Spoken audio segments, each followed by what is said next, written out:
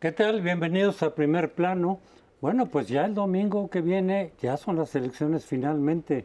Elecciones que, bueno, el periodo se nos hizo larguísimo, pues empezó hace 2 años, por fuera de la ley y todo lo que ustedes quieran, pero se hizo muy largo, pero finalmente ya viene la elección.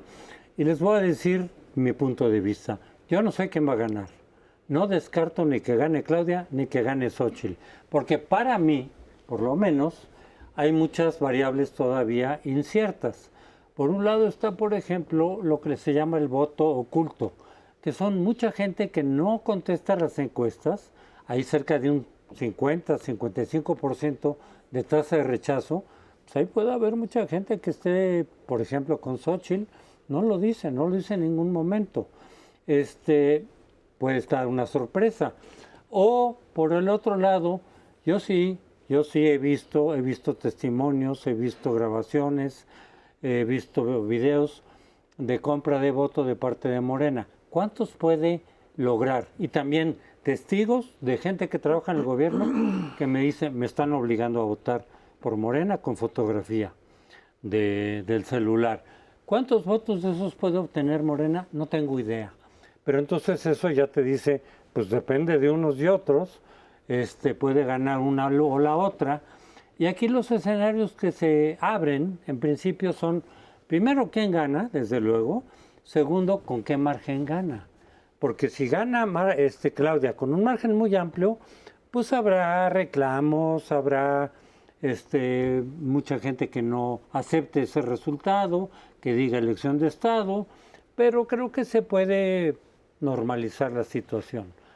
Si en un escenario que no veo fácil ganar a Xóchitl con un margen amplio, ya sabemos que López Obrador no lo va a reconocer, pero creo que no lo podría revertir.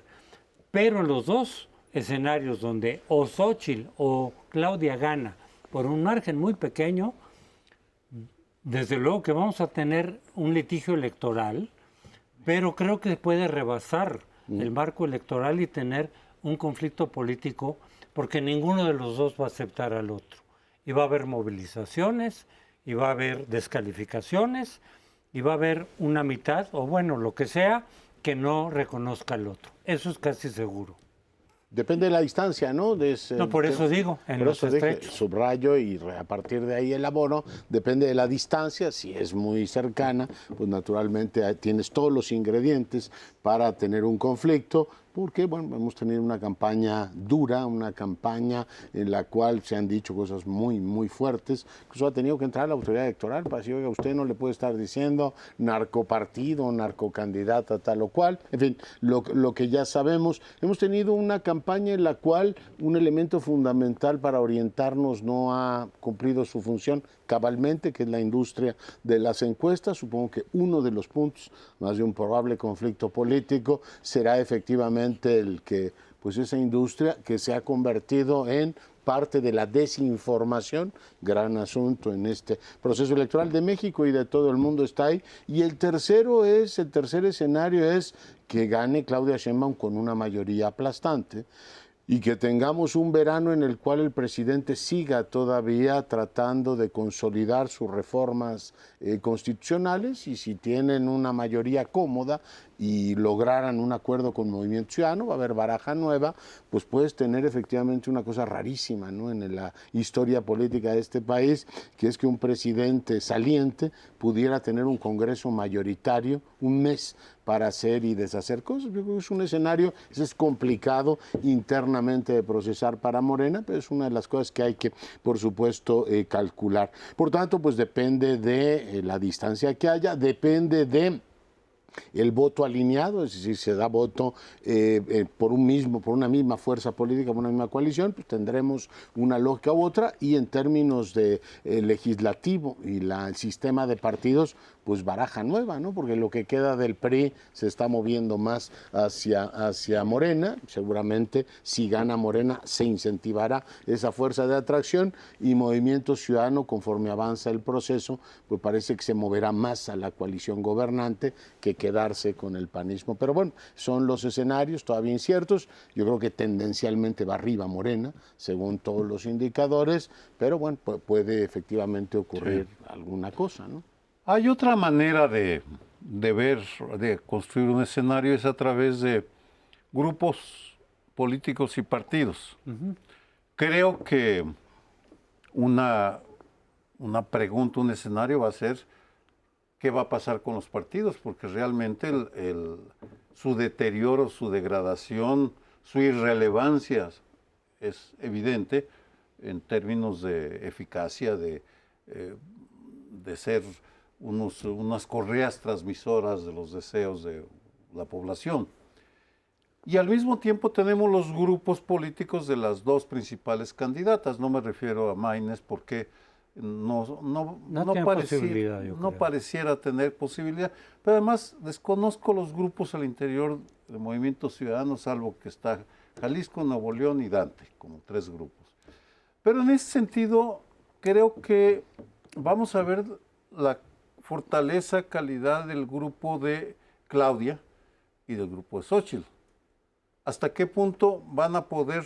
Bueno, Claudia evidentemente, si gana, pues trae un arrastre enorme y tiene un grupo muy consolidado desde su época universitaria. El grupo Tlalpan es el núcleo, el corazón para ella. Xóchitl es un enigma. Realmente hasta dónde va a poder incorporar nueva gente no lo sabemos, pero creo que el escenario de conflicto va a depender bastante de la cohesión, la claridad, no solo de la lideresa, de las respectivas liderazgos, sino de sus grupos. ¿Hasta qué punto pueden canalizar el descontento o iniciar una operación cicatriz? Realmente no lo sabemos. Y dentro de esta reajuste indudable que vamos a observar, porque algunos de los grupos van a ir saliendo del escenario, el de López Obrador, el de Adán Augusto López, por ejemplo, entre otros. Y el enigma mayor es Marea Rosa, ¿se va a convertir, va a aspirar a convertirse en partido en el 25 o no? Si se lanzan por ese camino, creo que van a modificar el centro derecha, el centro izquierda, considerablemente, porque ya demostraron la capacidad de movilizar en 100 ciudades, con lo cual ya avanzaron bastante en los requisitos absurdos que ponen la partidocracia que monopoliza los cargos públicos. Pues ya que hablaron ustedes de algunos posibles conflictos, yo quisiera hablar en plural, no del conflicto, sino de los conflictos, tomando en cuenta, en primer lugar, como información, ha habido cálculos en los medios jurídicos, jurisdiccionales, particularmente en torno de conflictos que pueden llegar al litigio, que pueden impugnar cosas. Se habla de alrededor de 40,000, de 20,000, disculpen, de 20,000 conflictos posibles que lleguen primero por la vía de la Fiscalía Electoral y que lleguen a los tribunales, tanto locales como nacional, como federal, electoral. Estos tribunales van a verse entonces, si esto es correcto, este cálculo, se van a ver saturados de conflictos. La conflictiva, desde luego, varía, como ustedes ya apuntaron mucho, si hay elecciones muy cerradas. Y me refiero no solo a lo nacional, a lo que ustedes se han estado refiriendo, sino en los estados. Porque en los estados puede haber muy cerradas elecciones. En algunos de los 9 ya muy marcadamente. Digo, es para tocar otro ángulo que podrían ser Yucatán, Morelos, Veracruz, sí. Ciudad de México. Sí.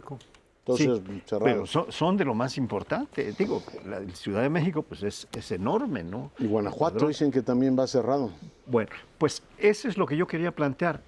¿Podrá el sistema jurisdiccional unido con el INE, porque indudablemente tienen que trabajar en tándem, librar esta avalancha posible en caso de que las votaciones sean muy cerradas? Yo me refiero ahora nada más al nacional, al presidencial.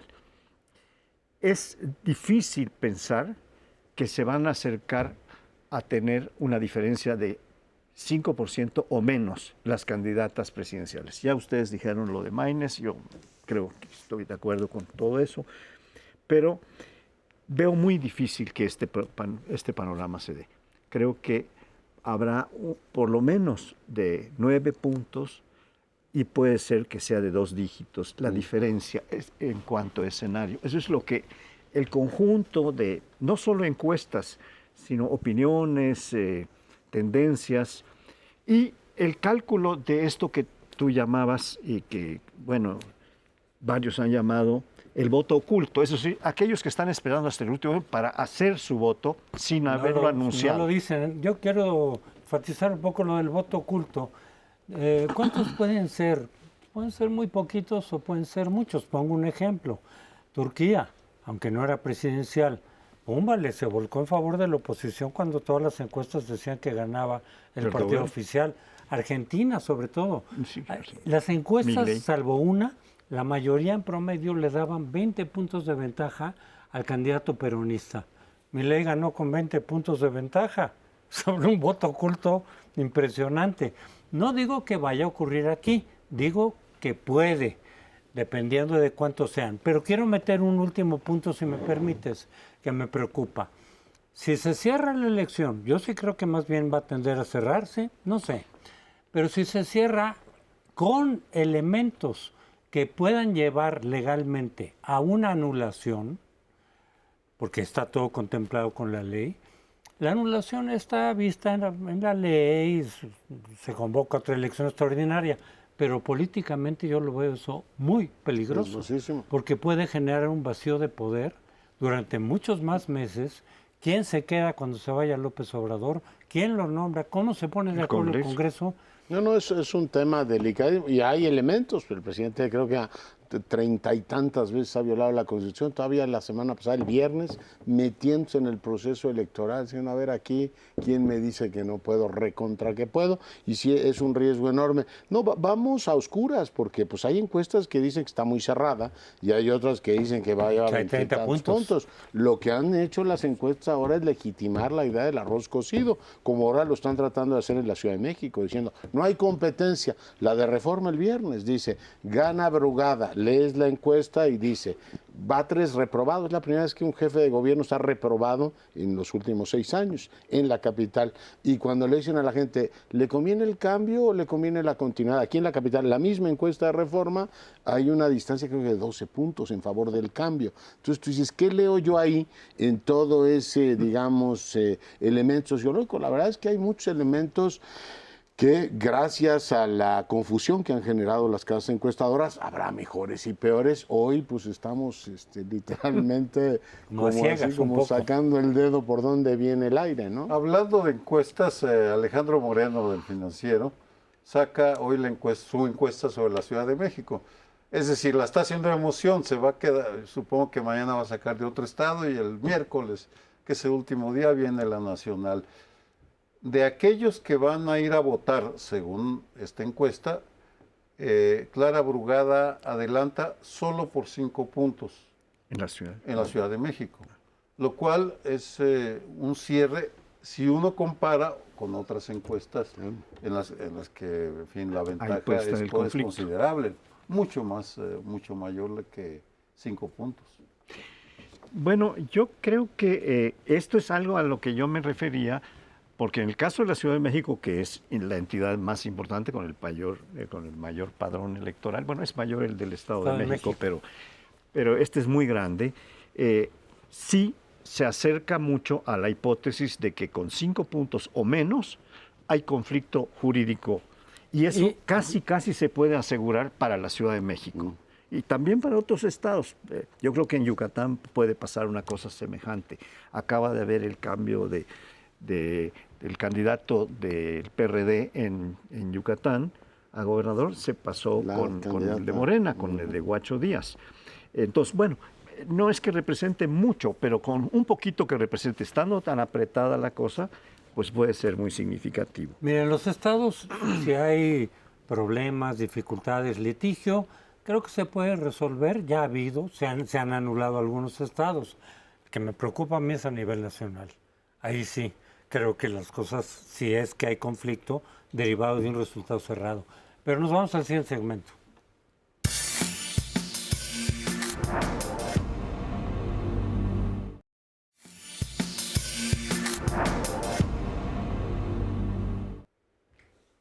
He leído en las últimas semanas, creo que ustedes también, que esta es la elección más violenta de la historia.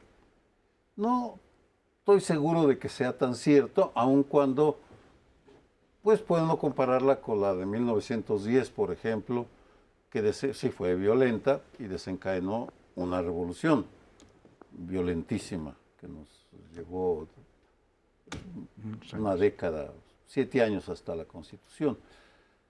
Lo que sí es que se está afianzando la idea en México y el mundo que está siendo muy violenta. Y las cifras lo demuestran. Además de otros indicadores, ayer, por ejemplo, New York Times y Washington Post le dedicaron artículos de primera plana. Uno al tema de candidatos asesinados, la otro al control del crimen organizado sobre las tortillerías.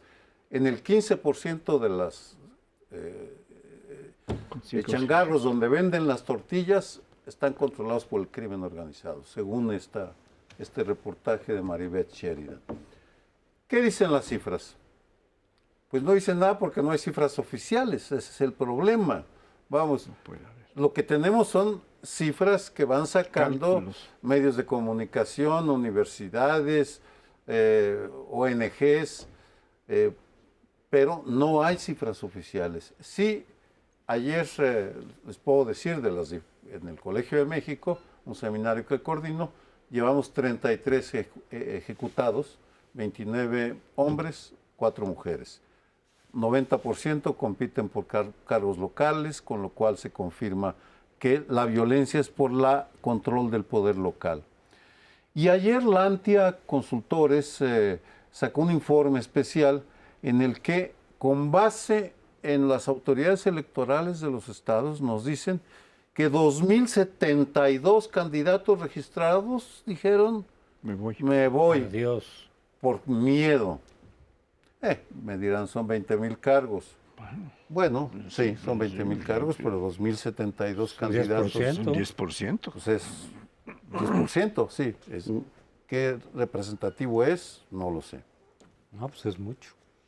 Pero hay otro problema también vinculado un poco a lo que decíamos, pero por otras razones. En el segmento pasado hay el rumor, porque ha ocurrido otras veces, lo han dicho funcionarios del INE, que en los territorios donde los cárteles, los más importantes, controlan, no te dejan nada más porque sí poner las casillas al INE. O te cobran o de plano no dejan que se instalen las casillas. En algún caso tuvieron que pagarles, creo que en 2021, para que dejaran poner las casillas. Piso. Y si vemos algún truco político que algunos están manejando, si no logras instaurar o instalar un 20% de casillas porque el narco no quiso, por lo que sea, se anula la elección. No puede haber elección. Entonces, esa parte también está pendiente. Y además, el día de la elección, lo habíamos visto en 2021, sí hubo participación directa en algunas zonas, poquitas, pero hubo participación directa de los narcos para intimidar, para robar urnas, aunque fue muy poquito, no cambió todo el panorama, pero antes no intervenían el día de la elección, intervenían antes para amenazar o para matar, pero el día de la elección no sabemos si van a estar en algunas zonas donde ellos se manejan, pues tratando de intervenir en un sentido o en otro. Yo creo que el tema de la violencia, o más bien la vinculación de la criminalidad con el sistema político, deja un halo de preocupación en este sexenio que termina. El presidente, en la prospectiva que hizo el 24, decía que ya no iba a haber crimen organizado al terminar el año. Y aquí con que pues estamos terminando con una discusión de cuál es el nivel de penetración que tiene el crimen organizado territorialmente. Los reportajes que refería Sergio discuten ese asunto y claramente, aunque uno no sepa más que eso de crimen organizado, quiere decir que hay un vínculo de una parte del Estado con los criminales. Puede ser de varios tipos, no me detengo en los detalles, pero en 24 tenemos una fuerza enorme de un crimen organizado que no solo subyuga y asesina gente. Por cierto, ¿Cuántos países del mundo tienen casos así? Matan candidatos en Ecuador, en Colombia, pero no somos muchos países del mundo que tengan democracias en las cuales la muerte forme parte de la crónica cotidiana de las campañas. Ojo con ese tema. Igual que 182,000 muertos, este gobierno lo trata como si fuera cualquier cosa, o 125,000 desaparecidos, los metes debajo del tapete y total, desacredita a Carla Quintana y nadie se va a acordar. O sea, sí hay muchas cosas que están ahí. Pero la última que quiero poner sobre la mesa es que no hay manera de que eludas la cantidad de dinero que se está manejando en estas campañas, que se ha manejado en estos 2 años que refería Crespo. Y hoy leí el artículo de Jorge Fernández Menéndez y es aterrador. Leía por las revelaciones que ha hecho de Mauleón todo este tiempo, o el de Anabel Hernández, que ahora ya no les gusta, y tú dices, oiga, y todo eso en algún momento, porque estas cosas no se borran, en algún momento tendrán el impacto de cómo no solo las balas, sino el dinero del crimen organizado gravitó en este proceso electoral. Y ojo, esas cosas son de efecto retardado. Y la mirada externa es particularmente severa. Los 2 textos no hablan de un gobierno exitoso en esa materia, sino un gobierno en muchos sentidos o sometido o cómplice. Creo que las 2 miradas son extraordinariamente inquietantes. Bueno, yo creo que es muy difícil que dejen de instalarse el 20% de las casillas. Estas, en términos de cálculo absoluto, se supone que deben instalarse 170,000 casillas y el 20% son 34,000. Yo creo que el mismo crimen organizado, si interviene, va a tener esto presente para limitar allí donde sientan que puede haber más problema, van a poner problema para instalación de casillas. Problema para ellos, me refiero. Pero no van a ir a todas, porque en algunas anularlas, pues es perder también lo que ellos han logrado, dando de baja a algunos candidatos, desautorizando o desanimando las candidaturas o atemorizando a los candidatos, que es lo que viene de muy atrás, viene de elecciones muy anteriores, en donde ya el crimen organizado empezó a intervenir, bajando candidatos, apoyando candidatos con financiamiento, etcétera. Esto no es nuevo. Y este es otro tipo de violencia, la violencia económica, ¿no? Yo creo que es muy difícil que lleguemos a esta hipótesis del 20% de las casillas anuladas para hablar de la anulación de la elección. Digo, no instaladas para llegar a la anulación. Pero bueno, este es como en los escenarios que... Algunos temen eso, yo también lo veo difícil, pero hay quienes dicen, ¿quién sabe? La verdad, tienen razón, no, yo no tengo la información. Eso es lo inquietante, lo sorprendente, es que no tenemos información sobre uno de los grandes problemas de esta elección. Pareciera, y eso me lleva a un segundo comentario, estudiando este tema de los últimos 4 años, desde el colegio, el desinterés de los partidos. No parece preocuparles que les estén matando candidatos, que les estén renunciando. Es una indiferencia que voy a un término que acuñaron Guillermo Trejo y Sandra Ley en su libro sobre votos, drogas, balas, ya del 2022 apareció en español, en el que hablan de una zona gris de la criminalidad. Es bien curioso, toman el término de Primo Levi, que acuñó para los campos de concentración, donde esa zona donde coexisten, en el caso de Primo Levi, verdugos y víctimas, y en el caso de Trejo y Ley, que cohabitan, coexisten, son cómplices criminales y políticos de partidos. Sí, hay otro elemento que también hay que considerar, es la agresión de que han sido objetos algunos de los CAEs, ¿no? Se dio la cifra, los CAEs, los voluntarios estos que despliegue el INE en todo el país, algunos de ellos han sido objeto de violencia, desde agresiones más o menos, digamos, ¿cómo decir?, pasajeras o no particularmente graves, hasta un nivel que no habíamos tenido, ¿no? Es decir, hay un entorno en el cual la violencia también se generaliza, la forma en que nos relacionamos, y habría que revisar eso para que en algunas regiones como Chiapas, donde la oposición planteó su mapa de riesgo, en Tabasco, en Quintana Roo, Chiapas particularmente, sí, que eso pueda convertirse en luchas o en, digamos, conflictos regionales fuertes con resultados imprevisibles. Yo me voy un poquito al margen del asunto de la violencia, pero está relacionado con lo de la elección. Resulta que hay una enorme cantidad de casillas en las que no va a haber representantes de partidos. Morena va a tener en todos lados. ¿Por qué? Porque dicen que hay funcionarios de gobierno que van a estar ahí, como representantes de Morena en la casilla, pero que de la oposición no han conseguido para cubrir todas. ¿No? No. En cuyo caso, pues en ciertas casillas, salvo que los funcionarios sean realmente muy rectos y no permitan que haya alteraciones de actas y cosas por el estilo, que no les dejen a los de Morena hacer lo que quieran, puede haber ahí algún tipo de alteraciones. Bueno, pero yo creo que es muy explicable esto porque de que Morena tenga en todos lados, porque tienen 25 gubernaturas. No se trata solo del poder a nivel nacional, sino que en cada estado lo van proveyendo para que sus funcionarios estatales puedan ir a representar al partido en el poder. Y esta es pues una cosa que venimos sabiendo desde que el PRI, nada más por 60 años, estuvo mangoneando todo esto, ¿no? Bueno, y ese... Sí. Tú, por favor.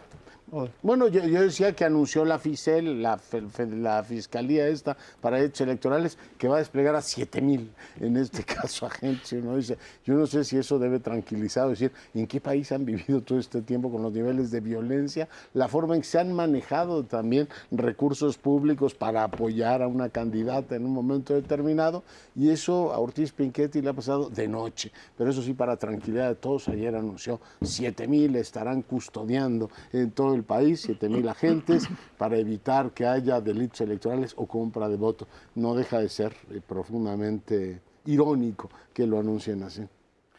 Sí, parece que hay una nata de escepticismo mezclada con preocupación por lo que pueda pasar en este fatalismo.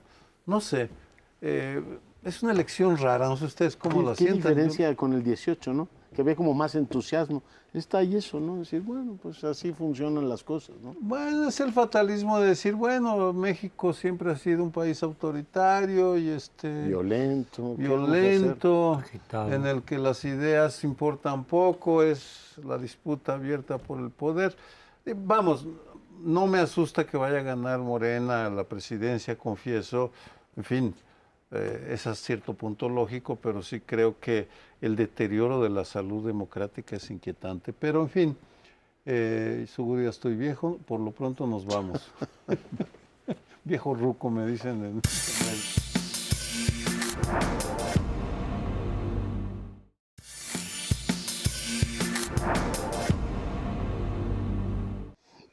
Bueno, y en este bloque les propongo que revisemos las visiones que tienen los dos grupos de intelectuales. Hay más y por supuesto hay gente que no necesariamente se afilia ni a una u otra visión, pero dos que decidieron en este caso hacer pública su respaldo a una candidata, en el caso de Claudia Sheinbaum, entonaron así con la primera persona del plural, vamos a ganar la elección, es decir, forman parte del proyecto político de la doctora, y otros dijeron, creemos que Xóchitl Gálvez puede representar una mejor opción ante el monocolor panorama que nos plantea lo que llaman ellos la deriva autoritaria de la 4T. Son dos visiones que si un ciudadano tailandés llegara a México diría, bueno, ¿y qué le pasa a este país? O tiene una deriva autoritaria o está consolidando una democracia con prosperidad. O sea, sus mentes más brillantes de pronto ven las cosas de una manera completamente diferente, contrastante y por supuesto perturbadora para el observador. Estamos verdaderamente ante una situación en donde la institucionalidad democrática, independientemente del cálculo que haga cada uno de los intelectuales, que tiene todo el derecho a decir, a mí me conviene que gane tal candidata, ¿por qué? Pues porque tengo intereses personales, familiares, las que sean, lo que los politólogos llaman los incentivos selectivos, es decir, lo que me conviene, no lo que le conviene al país, es perfectamente respetable y así se mueve la política entre intelectuales, políticos e incluso ciudadanos quién da más, ¿no? Cada quien hace su cálculo en base a lo que le conviene personalmente, pero sí las visiones no podrían ser más contrastantes. Tienes un grupo cabezado por Roger Bartra, que hizo público su apoyo por Xóchitl Gálvez. Estuvieron ahí Krause, Aguilar Camín, estuvo Mats Moctezuma, 3 exrectores de la UNAM, entre ellos Sarucán, a lo cual respondió el grupo de Claudia Sheinbaum, y con esto cierro, con un apoyo de 900. En este caso, hay intelectuales, gente vinculada a la vida, en este caso cultural, encabezados por De la Fuente, Elena Poniatowska y algunos nombres más. En fin, 2 mundos. Hay una categoría que no mencionaste. Bueno, primero un antecedente.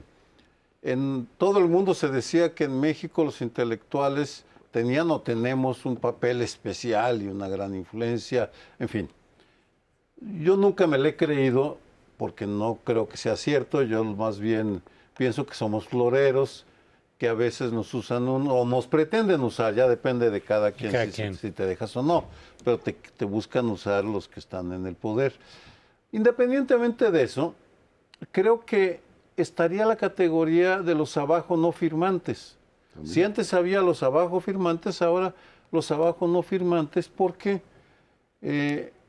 una buena cantidad de personajes que usualmente aparecen en este tipo de movilizaciones, simplemente decidieron, o decidimos, yo me incluyo, no firmar. Hoy le preguntaba a Mariano Sánchez Talanquer, un integrante de la Comisión Independiente del COVID, fuimos 17 académicos, todos académicos, con diferentes afiliaciones universitarias. Pregunté, ¿cuántos de los 17 firmaron? Dice, 1, Enrique Cárdenas. Me pregunto, y eso ya vendrá al futuro, ¿qué motivó a estos 16 para decir, a mí me invitaron y decidí no quiero firmar? Pues una razón muy sencilla, soy muy crítico de los partidos, de cómo están lastrando y lastimando el sistema político, y entonces, pues sí, votaré por candidatos, personas, pero no por partidos. Me hago tonto, lo sé, pero en fin, esa es la fantasía. Pero hablando de lo que puede pasar, los escenarios a futuro, me parece que la numerosísima intelectualidad mexicana, porque ha crecido enormidades, va a entrar en una etapa de transición tal vez que no anticipamos. Yo lo que diría es esto, lo nuevo es que ha habido muchos manifiestos que la gente puede o no puede firmar. Ha habido varios en que me han invitado y yo no he querido firmar. Lo nuevo en este es que es por un candidato, no por una causa, no por algo así general, que a veces se pronuncian muchos de los académicos y demás en estas manifestaciones. Los abajo firmantes son por una causa en particular. Ahorita fue ya con un apoyo directo, un poco como lo del domingo, nada más que reducido, digamos, a la élite académica, artística, etcétera. Es decir, sí queremos votar por Xóchitl. Y la respuesta fue del otro lado también, 900 que dicen queremos por Claudia. Eso es lo que yo creo que es nuevo. Y lo que pasa es que creo que los firmantes sí estamos viendo, no que estemos en una dictadura, pero sí que se le ha pegado a la democracia, derechos humanos, quitaron al Instituto Nacional de Evaluación Educativa, golpeteo con el INE, ya hay presidenta cercana a Morena del INE, golpeteo con el tribunal, han quitado un presidente, han puesto otro, vimos a Saldívar haciendo las órdenes que recibía de Los Pinos, en fin, quieren quitar al INAI. Sí vemos como que la tendencia es a centralizar el poder político, y no es que ya estemos en una dictadura, no, sino que si gana Claudia, muchos pensamos que ese proceso va a continuar. Incluso en su propio programa dice sin plurinominales. ¿Qué quiere decir? Que el partido que gana, que hoy es el más grande, es Morena, en automático tiene mayoría calificada. Y con mayoría calificada puedes cambiar la Constitución a tu gusto. En fin, el manejo, el cambio que proponen para el tribunal. Entonces, muchos de esos sí tememos que si gana Claudia, este proceso pueda profundizar. Y por eso decimos, queremos a Xóchitl para que detenga Tú eso firmaste eso, ¿eh? y recupera. Eso es básicamente, creo yo, la causa. Bueno, yo creo que es muy difícil pensar que los intelectuales tienen una influencia siquiera significativa en un proceso electoral de este tamaño como el que estamos hablando. Cuando se tienen muchos intelectuales y una población muy chiquita, es posible que sí. Pero en Liechtenstein o no sé, en Monte Carlo a lo mejor pasa alguna cosa así. Pero en México, con una votación posible de casi 100 millones, Casi 100. es casi imposible. ¿Por qué? Porque la población es analfabeta política, analfabeta funcional. Va a ir a votar, sí, probablemente en alguna proporción, si lo comes. Pero lo que me es muy claro, he estado leyendo estudios que se llaman, en términos globales, de la personalización progresiva, acentuada en la política. La gente va perdiendo cada vez más, como ya apuntabas en relación con México, esta decrepitud de los partidos, esta incompetencia, esta corrupción extrema a la que han llegado, estos partidos que se llaman cártel, porque es una tipología internacional que los grandes han desarrollado, los grandes analistas de partidos, hasta donde yo encuentro, han desarrollado. Esta cartelización y toda esta cuestión que va degradando a los partidos políticos y quitándoles progresivamente la confianza. ¿A dónde se puede poner la confianza de un ciudadano para votar? Pues en personas a las que se sabe que han hecho, que pueden estar diciendo sus acciones para pensar cómo va a actuar en el futuro. Y esto pues nos ha llevado a una atomización brutal y a un voto muy distinguido de cada persona que va y vota por este partido, pero no es por el partido, es por esta persona, por este candidato, por esta candidata. No creo que los intelectuales ni aquí ni en ninguna parte decidan nada, pero sí generan conciencia y tienen un espíritu crítico que ayuda a muchos sectores a tener este superávit de conciencia de lo que implica una cosa u otra. Yo en los dos desplegados, y conozco a muchísima gente en los dos lados, amigos, cercanísimos, digo, ¿por qué esa gente le inspira terror al otro? ¿Por qué digamos, Morena se ha convertido en algo que inspira a gente tan importante como Mats Moctezuma, José Sarucán, la idea de que hay un peligro? Bueno, pues hay que recordar que persiguieron a los científicos en esta administración y cada quien pondrá la gravedad que quiera un asunto, lo que hicieron con Carla Quintana, lo que han hecho con María Amparo Casar. Tú dices, bueno, a lo mejor a los intelectuales que cantan el rap del optimista, que dicen que estamos de maravilla y que ellos, supongo que ellos estarán de maravilla, claramente esos temas no les parecen tan importantes y a los otros sí. Yo digo que la gran aspiración es a que no tengamos miedos unos a otros, que la discusión sobre políticas públicas no necesariamente tenga que llevar al miedo. El miedo es incompatible con una democracia y hay que decirlo, Morena le ha metido miedo a muchos sectores en este país. Tiene razón. Lo ha intentado y ha tenido éxito en algunos, y tal vez eso lleva al fenómeno del voto oculto. Pero, en todo caso, regreso a una idea que no es mía porque está pasando en todo el mundo, el deterioro del partido como sujeto del cambio histórico. El partido está dejando de serlo porque están cambiando los grandes problemas de una nación para hacerse problemas globales. Y en ese sentido, pues existen sí los nacionalistas que se aferran y los que estamos pensando en la suerte del planeta, el respeto a los derechos humanos, la deriva autoritaria, la ultraderecha, etcétera. Y en ese sentido, hacia futuro, creo que tendríamos que hacer una evaluación del saldo que tengamos, que recibamos, para saber cuál va a ser el papel de los académicos, de los intelectuales, de una mesa como esta, después del 2 de junio. Ciertamente seguir analizando con información, pero desde una perspectiva de más largo plazo. Si el partido no es el sujeto de la historia, ¿quién entonces? No se trata obviamente de influir sobre las masas, sabemos que somos Por ejemplo, de los 900 yo me puse a ver los nombres y solo reconocía 17 de los 900 del otro lado. Se trata de hacer ruido, se trata de decirle a la población, los sectores académicos, aunque no los conozcan, están con Xóchitl o están con Claudia. Muy bien, pues vamos a tener que hacer una brevísima pausa. Estamos en el primer plano, regresamos en un instante.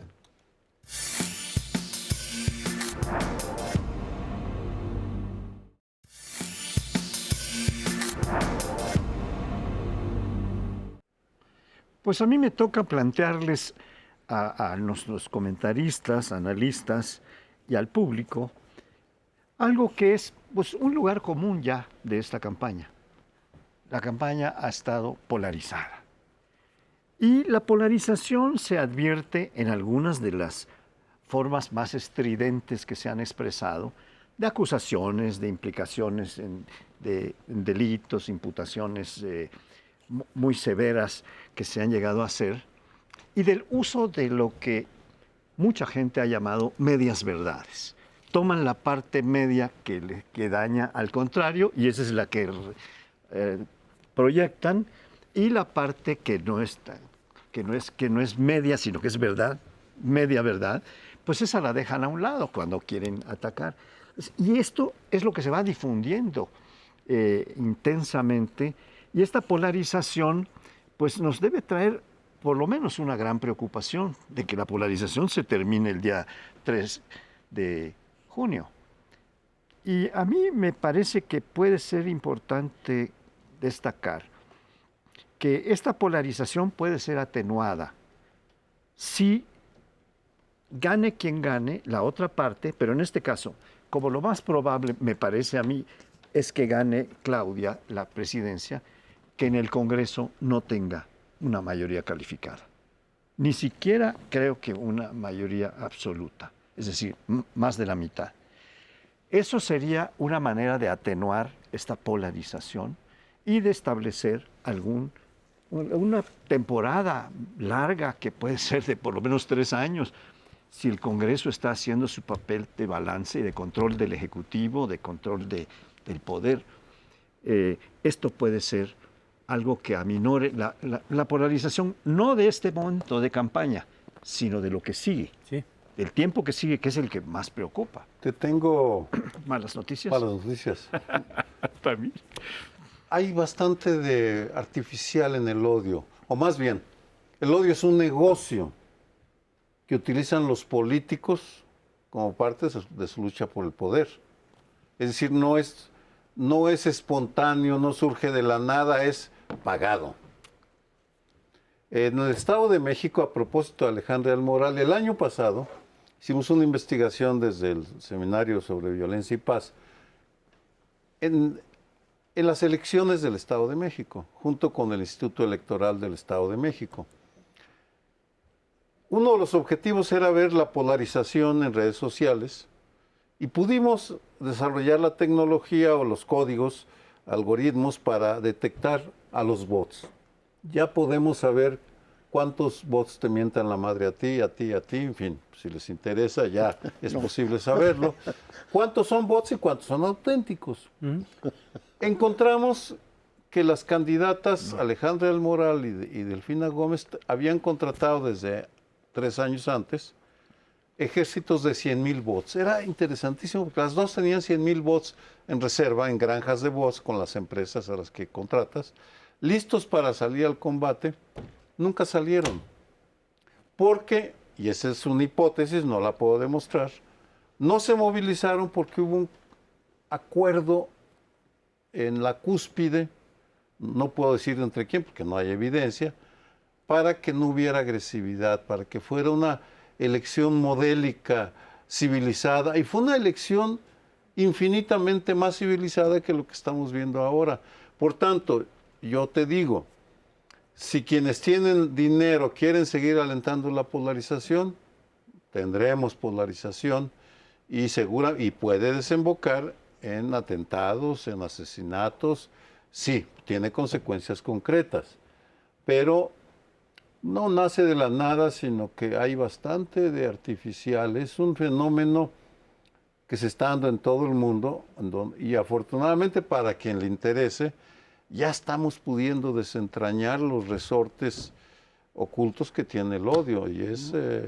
Interesantísimo lo que nos cuentas. Digo, a mí no me interesan los bots, pero los que me mientan la madre de carne y hueso, a lo mejor me interesaría un poquito más. No, pero esto es todo un tema y cómo también la tecnología fomenta todas estas cosas. Pero yo invito a todos los que nos ven a que vean la profunda impostura que es a veces la política, ¿no? El presidente hace campaña desde la mañanera, Claudia Sheinbaum dice el PRIAN, y entonces la candidata del PRIAN, y no vamos a permitir regresar a los tiempos de los privilegios, y pactan con Alejandra del Moral. O sea, la que fue candidata del grupo Atlacomulco, según ellos iban a derrotar al monstruo de 8 cabezas, que era el punto menos que la expresión más dura del prismo de toda la vida, pues resulta que ahora se mueve a Claudia Sheinbaum y con sonrisas las dos pactan eso. Yo le pregunto a usted que nos está viendo, ¿vale la pena que usted se enemiste con vecinos y amigos cuando tenemos ese nivel de impostura? Es decir, el PRIAN les resulta terrible cuando son opositores, pero cuando se pasan a su campo resulta que el grupo Atlacomulco es punto menos que una revisión en clave positiva y progresista de dónde va la democracia. Me pregunto si a algunos de los que cantan el rap del optimista no les resulta incómodo ahora tener compañeros de viaje al grupo Atlacomulco, pero se acaba de ocurrir esto para sorpresa de todo el mundo, que la ex candidata, ya nos explicó Sergio cómo operó esa elección, igual que la forma en que operó el gobernador del Mazo, hayan pactado pues esto, pues nada más falta que salga Enrique Peña Nieto y nos diga, ya me lo pensé bien, y creo que Claudia Sheinbaum es la mejor opción para este país, y entonces ya cierras el ciclo de un revolucionario institucional. Por tanto, pues buena parte de esa polarización es más falsa que un billete de 25 pesos, porque a la hora de los acuerdos se han movido todos al sol que más calienta. En este caso es Morena. A dos autores, Maquiavelo. Entonces, Maquiavelo es el pragmatismo político. Las ideas no importan, los valores no importan, los principios no importan. Para el político importa llegar al poder, preservarlo. Si tienes que hacer lo que tengas que hacer, hazlo o no vas a tener éxito, dice Maquiavelo. El otro autor, Groucho Marx. Estos son mis principios, no funcionan, tengo estos ¿No te gustan? son los opuestos. Tengo estos otros. Así es la clase política, salvo excepciones, no voy a generalizar.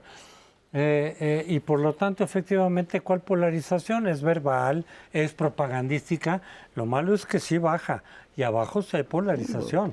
Abajo sí hay familias divididas, amigos que se dejan de ver, colegas que se pelean, porque se lo están tomando en serio. Los de arriba no. Los de arriba ven a dónde me acomodo. Y ven la cantidad de gente que se van cambiando de un lado para el otro. Entonces tenemos ahorita a Alejandra, pero hace poquitito Corral. Corral yo lo conozco hace mucho. Lo oí años criticar a López Obrador de antidemócrata, de corrupto, de tramposo. Y ahora en las entrevistas que sale, defiende, dice, no, sí, López Obrador es recto, no ha mentido, no hace no se va a meter a la elección cuando lo estamos viendo. Es decir, bueno, pues los principios no importan, ¿no? Lo del Estado de México, yo nomás quería decir esto. Hubo una votación en la elección muy baja. Ahorita se espera que vaya a ser mayor. ¿Por qué?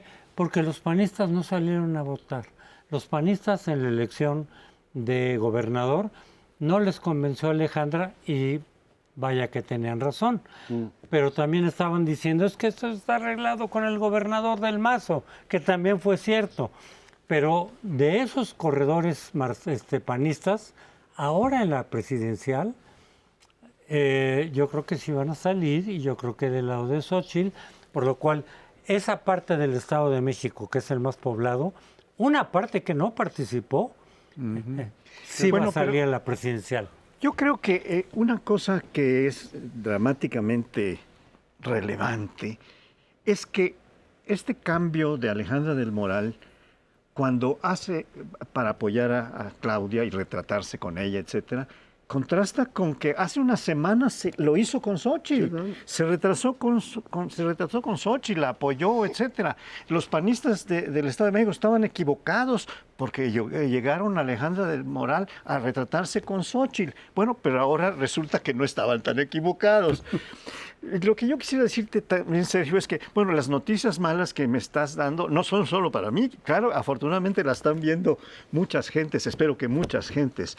Pero yo tengo un matiz que introducir en esta señalamiento que tú haces de que los que compran el odio. Yo creo que el odio se compra cuando se tiene que ganar algo, con posiciones, con recuperación de lo invertido en las campañas, en los apoyos, etcétera, pero no gratuitamente. El odio no se compra gratuitamente. Oye, pero en este caso el Estado de México nos da una buena elección, un poco cutre para muchos, pero la batalla entre el grupo Texcoco y el grupo Atlacomulco terminó en un poco casto matrimonio, ¿no? Que ya lo estamos viendo ahí, y decir, pues tampoco hay que pelearse demasiado. Pero sí, es una novela poco edificante. No, coincido contigo, coincido con ustedes, no hay que pelearse. Yo me voy a comer con Lorenzo Meyer, seguimos siendo grandes amigos, pensamos diferente en algunas cosas y ¿cuál es el problema? Bueno, el problema es que el tiempo se nos ha venido encima y tenemos que terminar este programa, pero nos vemos el próximo lunes donde habrá mucho que comentar.